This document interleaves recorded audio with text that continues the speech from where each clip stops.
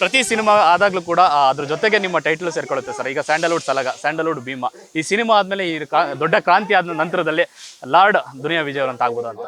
ದೇವ್ರ ದಯೆ, ಖುಷಿ ಆಗತ್ತೆ ನನಗದು. ಹೌದು. ಎಸ್.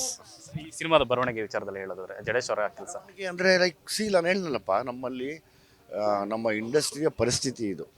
ಎಲ್ಲರೂ ಅಂದ್ಕೊಂಡಿರೋದು ಸಿನಿಮಾ ಅಂದರೆ ಯಾರು ಬೇಕಾದ್ರೆ ಬಂದ್ಬಿಡ್ಬೋದು, ಮಾಡ್ಬಿಡ್ಬೋದು ಅಂತ. ಕೊನೆಯವರೆಗೂ ಉಳಿಯೋದೇ ವಿದ್ಯಾವಂತರಷ್ಟೇ ಇಲ್ಲಿ, ಆಯಿತಾ? ಯಾರೋ ಒಂದಷ್ಟು ಜನ ಸುಳ್ಳು ಹೇಳ್ಬಿಡ್ತಾರೆ, ನಾನು ಅದು ಓದಿದ್ದೀನಿ ಇದು ಓದಿದ್ದೀನಿ ಅಂತ ಹೇಳ್ಬಿಡೋದು. ಅವ್ರು ಓದೇ ಇರೋಲ್ಲ, ಅವ್ರು ತಲೆ ಹೊಡೆದ್ರೆ 5 ಅಕ್ಷರ ಬರೋಲ್ಲ. ಬಟ್ ಓದಿರೋರು ಮಾತಾಡಲ್ಲ, ಕೆಲಸದಲ್ಲಿ ತೋರಿಸ್ತಾರೆ. ಸೊ ಹಂಗಾಗಿ ಎಲ್ಲಿವರೆಗೂ ಈ ನಮ್ಮ ಸಿನಿಮಾ ಇಂಡಸ್ಟ್ರಿಗೆ ವಿದ್ಯಾವಂತರು ಬರಲ್ವೋ ಅಲ್ಲಿವರೆಗೂ ಇವೆಲ್ಲ ನಡೀತಾ ಇರ್ತವೆ. ಅದೆಲ್ಲೋ ಆ ಥರ ಈ ಥರದ್ದು ಕೆಲವು ವಿದ್ಯಾವಂತರು ಬಂದು ಅದನ್ನು ಮುಂದಕ್ಕೆ ತಂದು ತೋರಿಸ್ತಾರೆ. ಇವಾಗ ಇಂಥವರೇ ಮಾಡೋಕ್ಕೆ ಸಾಧ್ಯ, ಇವೆಲ್ಲ ನಾವು ಬೇರೆಯವರೆಲ್ಲ ಮಾಡೋಕ್ಕಾಗಲ್ಲ, ಗೊತ್ತಾ? ಅದಕ್ಕೆ ಕೆಲವು ಸಿನಿಮಾಗಳು ನಿಲ್ಲಲ್ಲ, ಕೆಲವು ಸಿನಿಮಾ ನಿಲ್ತವೆ. ಇದೇ ನನಗೆ ಖುಷಿ. ಆಸ್ ಎ ಪ್ರೊಡ್ಯೂಸರ್ ಸೂರಜ್ಗೂ ಅಷ್ಟೇ, ಈಸ್ ಆಲ್ಸೋ ತುಂಬ ಎಜುಕೇಟೆಡ್ಡು. ಖುಷಿ ಅನಿಸುತ್ತೆ, ವಾವ್, ವಿದ್ಯಾವಂತರು ಬರ್ತಾ ಇದ್ದಾರೆ ಅಂತ. ನಟರೊಬ್ರು 50 ದಾಟ್ತಿರೋಂಥ ಸಂದರ್ಭದಲ್ಲಿ ನನಗೆ ಇನ್ನೂ ಏಜ್ ಆಗಿಲ್ಲ ಅನ್ನೋ ಥರ 26 ಪಾತ್ರಗಳನ್ನ ಹುಡ್ಕೊಳ್ಳೋಂಥ ಸಂದರ್ಭದಲ್ಲಿ ರಾಚಯ್ಯ ಅನ್ನೋ ಪಾತ್ರ ಇದೆಯಲ್ಲ ಸರ್, ಆ ಲುಕ್ಕಲ್ಲಿ ಕಾಣಿಸ್ಕೊಂಡು ನನಗೆ ಇನ್ನೂ ಈ ಥರ ಪಾತ್ರಗಳಿಂದ ನಾನು ಇನ್ನಷ್ಟು ಹೊಸದಾನ ಹೇಳೋಕೆ ಹೋಗ್ತೀನಿ, ಪ್ರಯೋಗ ಮಾಡ್ತೀನಿ ಅಂತ ನಿಂತ್ಕೊಳ್ಳೋದಿದೆಯಲ್ಲ. ನಮ್ಮ ವಯಸ್ಸು ಕಡಿಮೆ ಇದ್ದು ವಯಸ್ಸಾಗಿರೋ ಥರ ಕಾಣ್ತಾರೆ ಇವತ್ತು. ಸೊ ಹಂಗಾಗಿ ನಾವೆಲ್ಲ ತಲೆನೇ ಕೆಡಿಸ್ಕೊಳ್ಳಲ್ಲಮ್ಮ. ನಮ್ಗೆ ಇಷ್ಟು ವಯಸ್ಸು, ನಾವು ಹಿಂಗಿರ್ತೀವಿ, ನೆಕ್ಸ್ಟ್ ಸಿನಿಮಾಗೆ ಚೇಂಜ್ ಆಗಿರ್ತೀವಿ. ಎಲ್ಲದಕ್ಕಿಂತ ಹೆಚ್ಚಾಗಿ ಪಾತ್ರಕ್ಕೆ ಏನು ಬೇಕೋ ಅದನ್ನು ಕೊಟ್ಟಾಗ ಮಾತ್ರ ಎಲ್ಲವೂ ಗೆಲ್ಲೋದು, ನಾನು ಸಮೇತ. ಇಲ್ಲ ಅಂತ ದುರಾಂಕಾರ ಪಟ್ಟರೆ ಯಾವುದೂ ಗೆಲ್ಲಲ್ಲ ಇಲ್ಲಿ.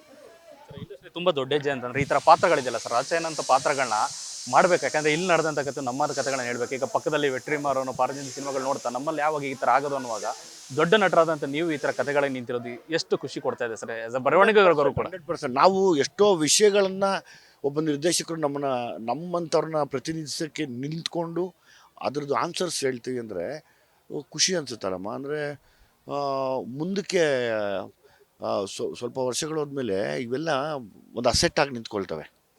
ಯಾಕೆಂದರೆ ಇವತ್ತೆಲ್ಲವೂ ಮರ್ತೋಗೋ ಕಾಲ. ಒಂದು 5-10 ನಿಮಿಷದಲ್ಲಿ ಎಲ್ಲ ಮರ್ತೋಗ್ತಾರೆ ಇವತ್ತು. ಸೊ ಆ ಟೈಮಲ್ಲಿ ಇವೆಲ್ಲ ಉಳ್ಕೋಬೇಕು. This all are the great documentaries ಅಂತ ನಾನು ಇಷ್ಟಪಡ್ತೀನಿ. ತುಂಬ ದೊಡ್ಡ ಎವಿಡೆನ್ಸ್ಗಳಾಗಿರ್ತವೆ ಇವೆಲ್ಲನೂ. ಇಲ್ಲ ಅಂದರೆ ಅದೇ ಆಳ್ದವ್ರು ಆಳ್ತಾನೆ ಇರ್ತಾರೆ, ಉಳಿದವರು ಹಾಳಾಗೋಗ್ಬಿಟ್ಟಿರ್ತಾರೆ. ಯಾರೋ ಅವರು ಉಳಿದವ್ರದ್ದು ಕಥೆ ಇರಬೇಕಲ್ಲ, ಅದಕ್ಕೆಲ್ಲ ನೆನಪುಗಳು ಬೇಕಲ್ಲ. ಲ್ಯಾಂಡ್ ಲಾರ್ಡ್ ಅಂತ ಟೈಟಲ್ ಇದೆ ಜಮೀನ್ದಾರ್ ಅನ್ನೋದು. ಸೊ ಇದು ಜಮೀನ್ದಾರ ವಿರುದ್ಧದ ಹೋರಾಟನ ಲ್ಯಾಂಡ್ ರಿಫಾರ್ಮ್ ಏನಾದ್ರು ಇದೆಯಾ? ಅದು ನೀವು ಸಿನಿಮಾ ಬಂದು ನೋಡೋಕೆ ಕೂತ್ಕೊಂಡಾಗ ಎಂಡಲ್ಲಿ ಹೇಳ್ತೀವಿ ಏನು ಅಂತ.